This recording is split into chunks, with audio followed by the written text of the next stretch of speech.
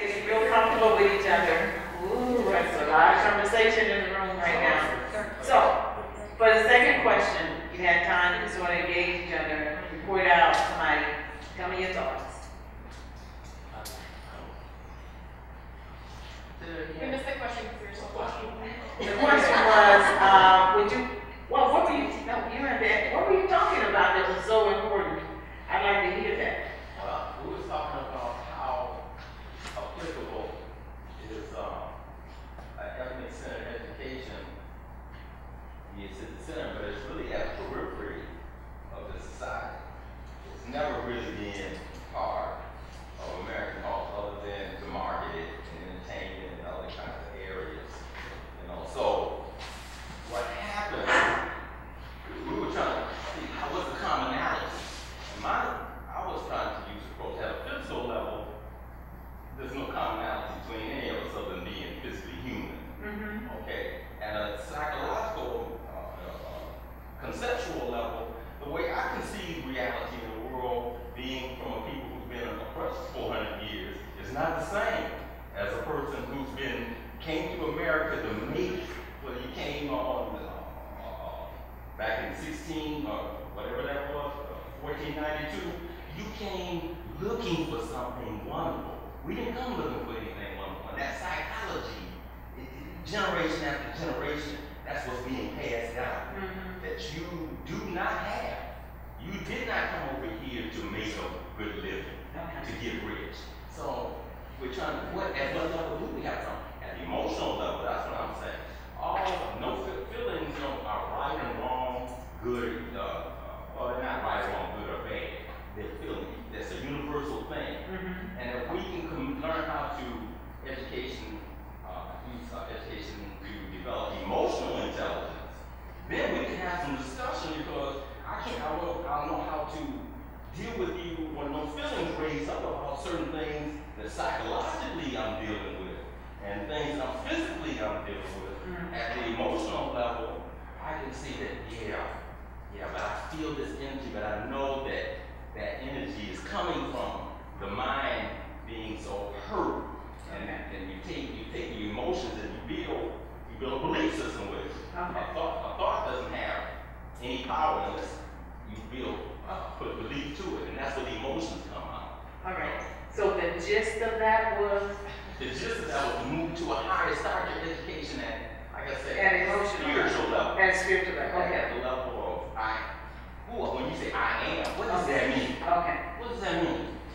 Okay. You know, and then emotional level. How does that play out when I see you, I like you, right. I don't know, how do I act emotionally right. to deal with that, you know? Or, and then conceptually, how do we deal with it when we really have differences? Okay. Thank you, Avery. Yeah, I know Avery, y'all know. Anyone else with some thoughts about question number 2? What would you consider this model or something like this? A viable model for the 21st century. Why not? Is there something similar to this? Yes, sir. For me personally, I think this model is viable to a certain extent. Mm-hmm. I think it is, or rather, I feel like it is the starting points for a lot of African children to begin the journey themselves. Mm-hmm. So you start off with an African-centered education, but then you kind of take the reins off and let them explore the world or this knowledge or this vast range of knowledge for themselves. Mm-hmm. So they can begin to develop their own sense of self and their own purpose. Okay. Yeah. Okay. I was going to ask you, Malana Karenga came up with it, the Inclusive South. Right. In, 68? Yeah. 1968. Yeah. Okay. That's 68, 2018, how was that? 40, 50 years? Yeah. Okay. Has it really been institutionalized in our community? You see what I'm saying? Because of all the other elements that we right. deal with, right. when it comes to that beautiful thing that of culture and tradition, we can have our moment, like going to the church on Sunday, you have your moment, but Monday, Tuesday, Wednesday, Thursday, Friday, Saturday, you got something else to deal with besides Jesus. Right. Besides But it is institutionalized. It's just, we haven't stuck the label of inclusive South on it. It's like, it is, integrity exists, right, for us, on many levels. It's not just Kwanzaa that it shows up. We are people with values, right? So that's, even though we didn't label it inclusive South, it does exist. Now, have we codified it so that it you can say that's what it is, and we're teaching it step by step in the school, and we call it this, and then, But for these students, it's manifested in their lives, and they're teaching it to their children. So, I mean, it started to perpetuate itself. American culture, Christmas, Thanksgiving, everybody kicks into that. And our culture, and Guzo South, the principles, as a collective whole, it has to be more than 50% of the people that's going to have to see that as, yes, this is a given. This is something that we are, and it's something we do. Like we go to do Christmas. It's a given. Well, fine. Yeah. Okay. Not black people, but just national thing. Yeah. Okay. Thank you. Anyone else? Does it rely on specifically a African American student body? Does it work in any sort of racially, culturally integrated? Because, white kids aren't, the opposite of black kids are jumping to white kids. Right. So how does it rely on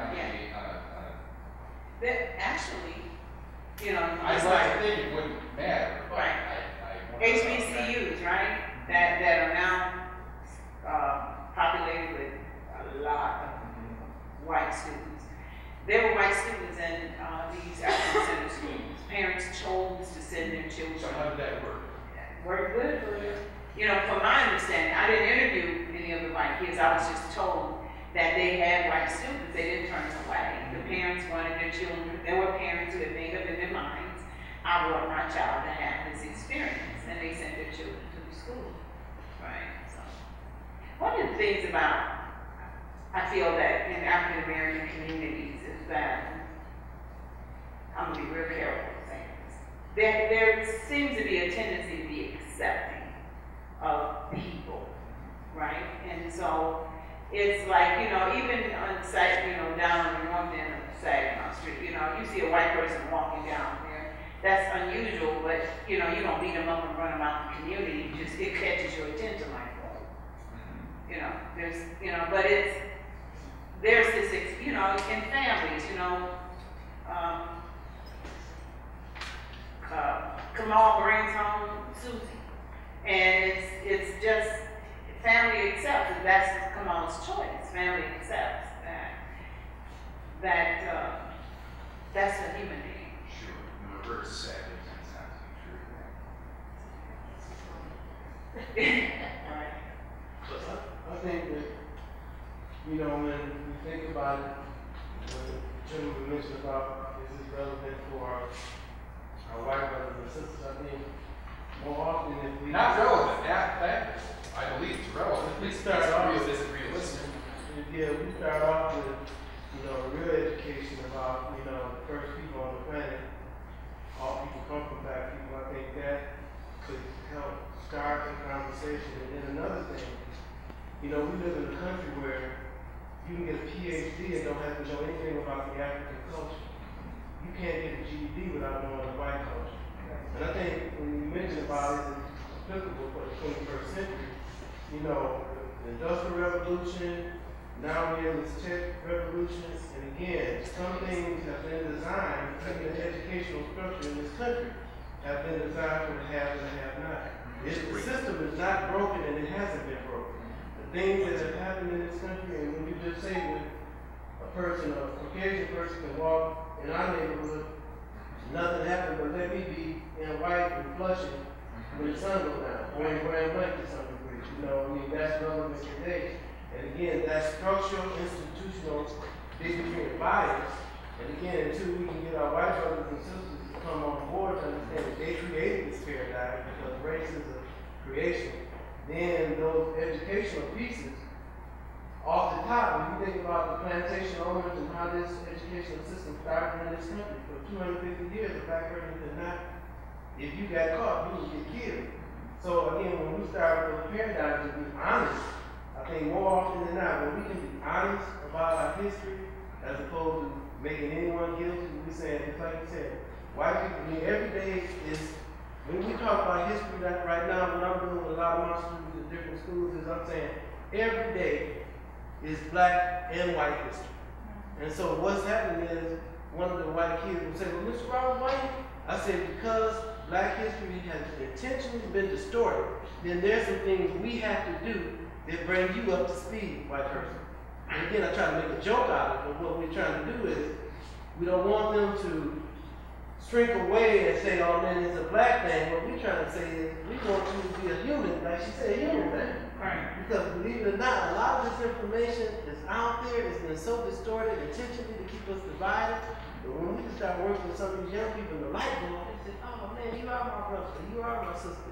I mean, then you can get away from a lot of the structural education said people going into engineering and all these other fields, and we need teachers, we need people going into these other fields just to deal with humanity, as opposed to just greed, and more greed, because that's what this country is just going to. Just capitalism really is doing its job. And also, how to work the system like everybody else does. From the oligarchs right from the top. They get money from the government. Everybody gets money from it. Raytheon gets money from the government. GM gets money from it. Everybody gets money from the government. Well, when we get money from the government, it's like, something wrong with you. Why don't you get up and pull yourself up? But you don't pull yourself up by yourself. It's communities that pull us up. We were talking about that. You know, if you got money, you know what got money, you, all your cousins, me, and everybody else gonna be holding on to you. But if 20 people in the community got money, Well, you gotta understand this whole country. Okay, you do. This country, my thing with this is that 15 minutes. those in power, when you have the power, you can write the history, you can write the rules, to make sure that you will continue to be an enemy of the state. And that's the conflict that I'm having. Go ahead. This is the other lady who wants to speak.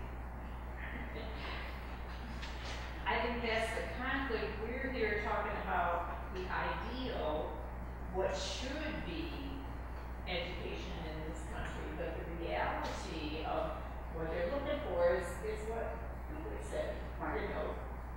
And look, what we talked about earlier, training a workforce that's not very smart. Right. You know, that's the objective of the powers that be. Right. So there's this conflict between what, you know, the school that you looked at sounded very much like an ideal, you know, as far as how the Function. felt about themselves and everything else Right. when they finished. Right. But that's not what your education system in the United States is really built for. And if we try anything we do to try to promote or improve or whatever, it's gonna be done by the public.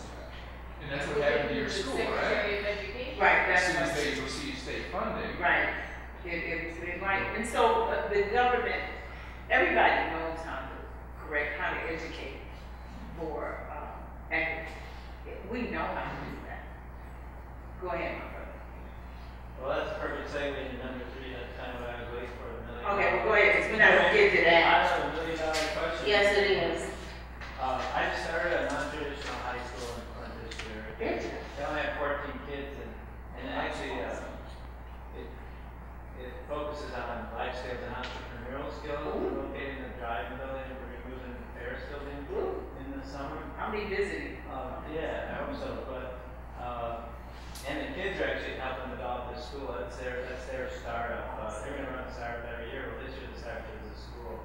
So they're trying to invent, create, come up with ideas for the optimal school. Yes.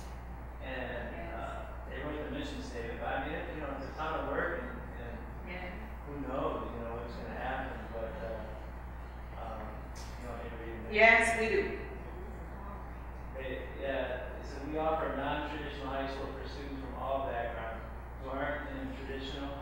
are not flourishing in the traditional learning environment. A school that provides experience-based learning, mentoring, and opportunities to acquire the skills they need to become successful and independent. Thank you. Anyway, and it's half 20 kids and half kids from. About here? Yeah. Reluctantly, I'm gonna get you now. Reluctantly, we are done. I do want to thank you. Okay, any ideas for my school? Yeah. Oh, yeah, we'll talk to you afterwards.